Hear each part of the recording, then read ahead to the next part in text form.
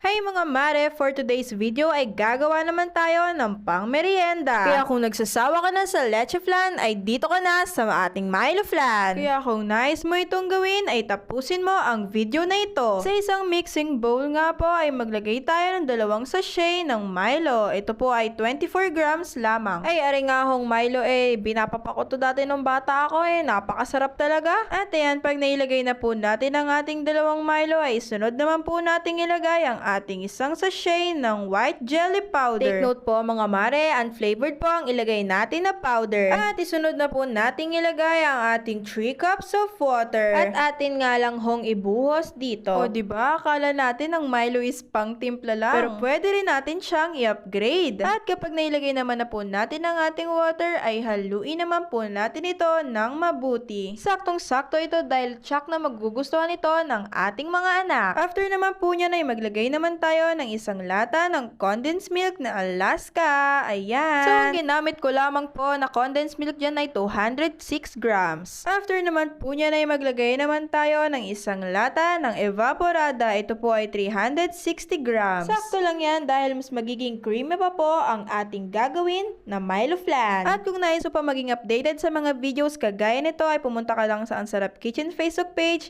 pinutin ang Ang Sarap Kitchen Updates at i-click ang join para ma-notify ka sa mga videos na aming gagawin. After nga nating pagkahaluin ay pwede na natin itong itabi. Sa isang malinis na kawali ay ilagay naman po natin ang ating hinalo kanina. At dito nga po ay gumamit lamang po tayo ng katamtamang apoy. At ito nga ho'y dahan-dahan po nating haluin. At kapag okay na ay pwede na po natin itong hayaan na kumulo. Kung nakaabot ka naman sa part ng video ito mare ay mag-comment ka naman kung taga saan ka para alam namin kung hanggang saan umaabot ang video na ito. At kapag napakuluan na po ito ng maayos at medyo malapot-lapot na ay itabi naman po natin ito. After po niya ay maghanda naman tayo ng lianera para sa ating lalagyan. O dahan-dahan lang sa pagbuhos at hintayin lamang po natin ito na tumigas. After a minute or an hour, ito na po ang ating Milo flan. So yan nga po, ilagay na nga po natin siya sa isang lagayan. So para naman po sa ating toppings ay maglagay naman tayo ulit ng 24 grams ng Milo. At ayan, so dito mga mare, gumamit nga tayo ng strainer para hindi sumama ang mga buo-buo na powder. Ayan na, malapit na tayo matapos. At ayan nga po mga mare, tak-tak mo lang yan. And charan, tapos na po ang ating Milo flan. Kung gusto mo na mapagkakakitaan ay pwedeng-pwede mo itong itinda. At sa mga handaan talaga namang pipilahan to. At kung nag-enjoy ka sa video ito mare, ay wag mong kalilimutan na i-like,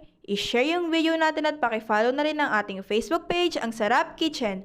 Maraming salamat sa inyong walang sawang pagsuporta. Mag-iingat kayo palagi and God bless!